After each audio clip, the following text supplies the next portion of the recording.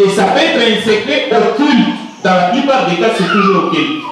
Parce que le monde a choisi sa voie. Nous sommes ici pour glorifier Dieu. Astarté, Milcom, Kemosh, Asherah, toutes ces déesses, même dans la maison de Dagon, on voit un être humain en même temps un animal. Parce que Dieu n'a pas mélangé lorsqu'il a créé la femme, Dieu n'a pas créé un homme avec la tête d'un poisson. Même dans la vision de Daniel, vous allez voir un lion avec des ailes, un ours, mais il a les côtes dans sa bouche. Qu'est-ce que cela veut dire? Cela veut dire simplement, les emblèmes ne sont pas pour décorer. Ce sont des signes occultes. Maintenant, si tu dis que tu crois en Dieu, tu crois en Jésus, et que tu as l'Esprit de Dieu en toi, que tu as reçu le jour de ton baptême, et que tu vis dans la peur,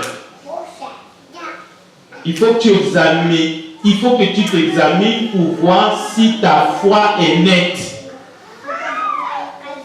Parce que beaucoup de fois, je suis allé en Suisse, au palais de la nation, j'ai vu des gros ours, mais ils étaient noirs, c'est des statues, c'est l'emblème de la Suisse à Berne.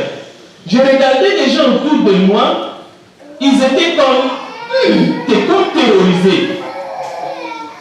Oui, parce que ça fait quelque chose, ça te fait une impression. Même aux États-Unis aujourd'hui, il y a des gens juste quand ils voient l'aigle là, son bec. Ah, c'est fini, c'est là qu'il y a la force. Et les gens croient à ça. Et si vous croyez à la force de ces choses, c'est comme ça que le diable va enlever la foi en Dieu, en Christ, en vous. Il faut faire attention. Alors, voici l'exemple des empires qui ont existé alors que personne ici était vivant. À Babylone, c'était la même chose. À l'entrée de Babylone, il y avait ces choses-là. La Grèce, c'était pareil. Le Mède et le Perse. L'Europe. L'Europe est représentée par 10 corps. Aujourd'hui, ils ne sont pas 10 pays, ils sont plus. Même la Turquie va entrer bientôt dans l'Europe. Donc, en un mot, Dieu dit ceci. C'est à Dieu qu'appartient le règne, la gloire et la puissance au siècle des siècles. Ne voyez pas la puissance dans un pays, dans un État, dans un emblème, dans un totem. C'est à Dieu qu'appartient le règne, la puissance au siècle des siècles. Même l'empire, le plus grand empire qui a existé, mais qui a été dominé par l'empire romain, Cléopâtre, qui était une femme grecque, mais qui est devenue la reine en Égypte, que Jules César a épousée. Comment elle est morte, Cléopâtre?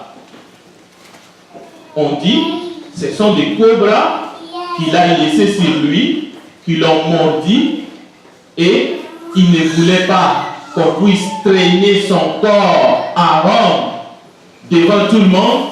Elle s'est suicidée. Donc, nous devons faire très attention, peuple de Dieu. Le but, c'est de vous dire comme 1 plus 1 égale 2. Si vous êtes ici et que vous n'êtes pas en Christ Jésus, vous n'êtes pas en Dieu, vous n'êtes pas en sécurité. Vous n'êtes pas en sécurité. Si vous êtes ici et que votre vie n'est pas cachée en Christ, c'est dommage, c'est désolant. Alors Jésus est venu pour détruire les œuvres du diable. Jésus est venu pour faire de vous un prince, une princesse. C'est tout. Le royaume de Dieu, ce n'est pas ici-bas. Nous, notre royaume est là-haut. Nous attendons Christ et Sauveur qui va venir nous chercher, qui va venir chercher son Église. Aujourd'hui, à travers la télévision, à travers ce monde, vous voyez beaucoup de choses, vous attendez beaucoup de choses. Les gens essaient de vous embrouiller. Mais ne vous embrouillez pas ni par la magie, ni par la voyance, ni par quoi que ce soit. Sachez seulement que Dieu, si Dieu est avec toi, c'est l'espérance de la gloire. Amen. Je vous invite ce matin et je vous supplie au nom du Seigneur Jésus-Christ, donnez-vous à Dieu. Et méfiez-vous de tout le reste. Si vous vous donnez à Dieu ce matin, vous n'allez pas le regretter. Ne vous cachez pas. N'ayez peur de rien du tout. Le diable se déguise en ange de lumière. Mais vous êtes ici parce que vous croyez qu'il y a un Dieu dans les cieux qui règne.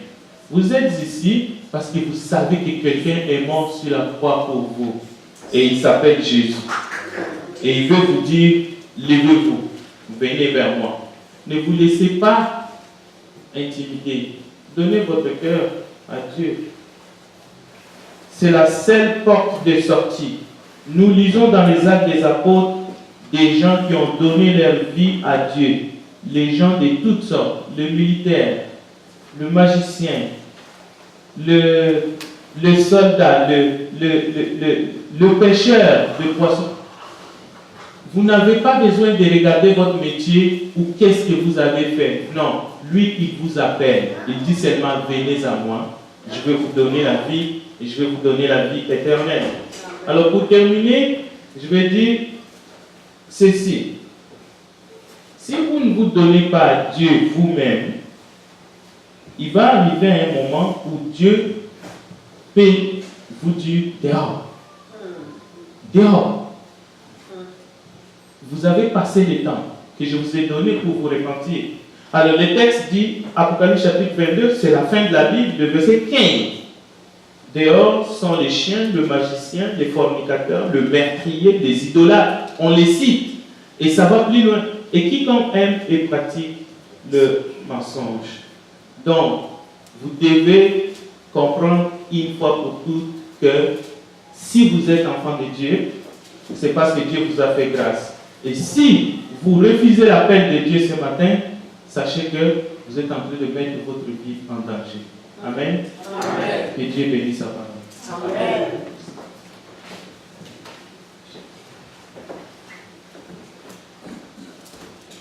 Nous allons nous mettre debout pour chanter le cantique d'appel, le cantique 54.